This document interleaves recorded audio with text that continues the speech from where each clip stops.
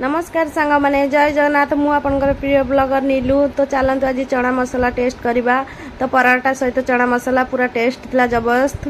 तो आपन को नेक्स्ट वीडियो को रेसिपी नहीं आसबि कमेंट निश्चय जानवे। आज सकाल सकाल बनैया जाऊँगी मो अटा नहीं जाइए चकड़िया ये पियाजटा काटदे पूरा चुन चुन करके देखूँ आपण मैंने तो कभी पियाज काटी पार न थे देखो मु पूरा पियाज चुन चुन कर काटदे अटाटा मु भलसे चकटी नेली एमती धीरे धीरे करके सब अटा एकाठी कर चकटी नेली। ये ऑयल मु किसी ऐड करदेली एथि ऑयल ऐड कली तो पराठाटा सॉफ्ट आसो। ऑयल ऐड करके भलसे चकड़ा चकड़ी करके ताकू घोड़े नेली एथरक सॉफ्ट होगापाई किसी समय छाड़दे। पियाजटा को आम भलसे भाजी नवा कहीं पियाजर कंचा गंधाटा पलैज भलसे भाजी नेले। ये काबुली चना बट मु सिझाई देइथिली भलसे। पियाजटा मोर ब्राउन कलर हो गलानी देखंतु भलसे।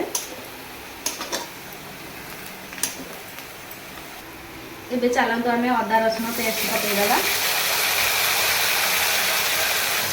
अदा रसुण पेस्टटा को भलसे भाजी नबा।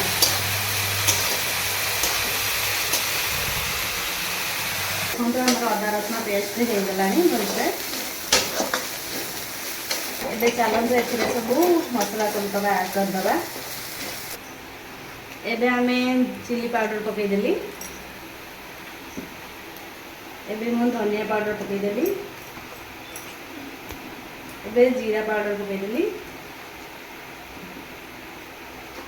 एबे चिकन मसला पकेइदबा। एबे मु कलर पाई हळदी ऐड करदेली। कलर पाई मु एठी काश्मीरी चिली पाउडर ऐड कर देइछि। एठी मु जीरा पाउडर पकेइदेली। एबे चलंतु मसलाटा को भाजी नबा भलसे। मसला रो सब कंचा अंश सब कटि जीवो भाजी नबा भलसे कि कंचा बास्नाटा आसीबनी मसला रो। एबे मु किछि टमाटो पेस्ट करथिली एबे ताको उठाई दबा। टमाटो पेस्ट का मसला सहित एमती भलसे भाजी नबा।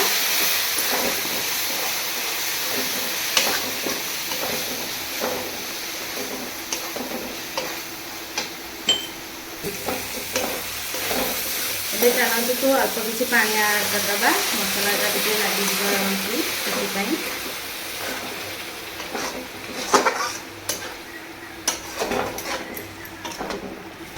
देखते ग्रेवीटा पूरा मस्त देखा पूरा लाल देखा देखु पूरा ग्रेवी मोर पूरा रेडी हो गला। आपण मानक ये चना मसला ग्रेवीटा आपण मानक केमती लगुच प्रोसेसिंगटा तो कमेंट में निश्चय जानवे।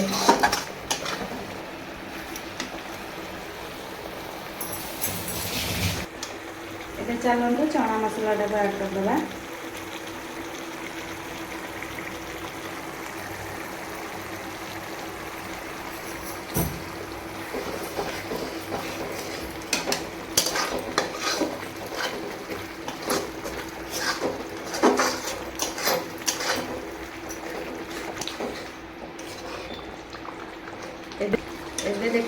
एबे देखंतु मसला पूरा मोर रेडी हो जाइछि। एबे चना पकईदबा। चना पकईकि ताको भलसे कषई नबा।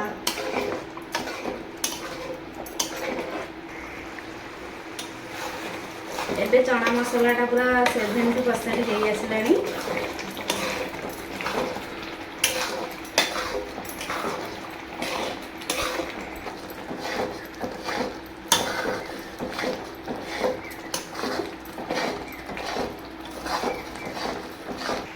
एबे आम चना मसला पूरा प्रस्तुत हो जाइए। एबे ता गरम मसला पकईकि टिके घाटी दबा। एबे हमर रेडी हो गला चना मसला। एबे ता कोली नबा। आपण मानक जदि चना मसला भल लागे ताले घर एमती बनै खांदो। एबे अटाटा मु एटे मैरिनेट कर रखिथिली।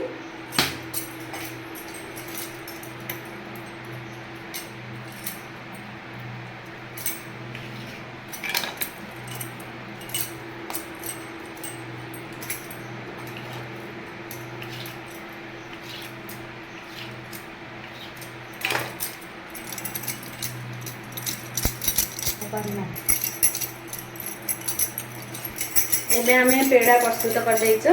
चलते एबे बेलिबा।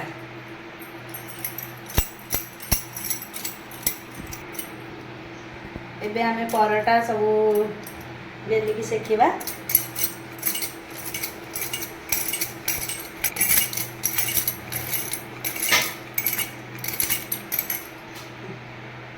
ଏବେ ଆମେ ପରଟା ଉପରେ ଟିକେ ଅଏଲ୍ ପକେଇଦେବା।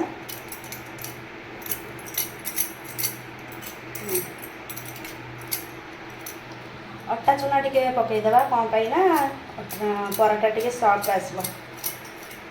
ଏବେ ଚାଲନ୍ତୁ 4 କୋଣିଆ ଫୋଲ୍ଡ କରିଦେବା।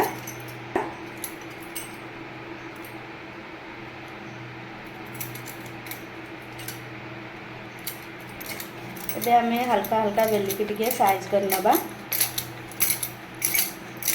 ଏବେ ଆମ ପରଟା ପୁରା ରେଡ଼ି ହେଇଗଲା। ଦେଖନ୍ତୁ ଚାଲନ୍ତୁ ସେକି ନେବା। ଏବେ ଆମ 4 କୋଣିକିଆ ପରଟା ପୁରା ରେଡ଼ି ହେଇଯାଇଛି। ଏବେ ଚାଲନ୍ତୁ ସେକି ନେବା। ଏବେ ମୁଁ ତାୱା ବସାଇକି ପରଟାଟା ପକାଇଦେଲି।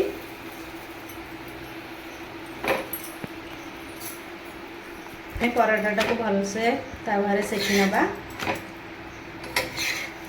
ଏବେ ପରଟା ଭଲସେ ସେକି ହେଇଗଲେ ଆମେ ଟିକେ ଅଏଲ୍ ପକାଇବା ନେବା।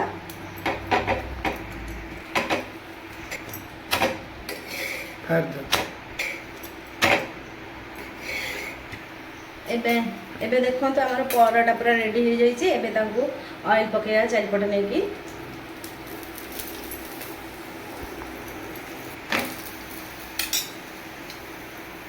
ଏବେ ଦେଖନ୍ତୁ ଆମ ପରଟା ପୁରା ରେଡ଼ି ହେଇଯାଇଛି। ଏବେ ପ୍ଲେଟ୍କୁ କାଢ଼ି ନେବା।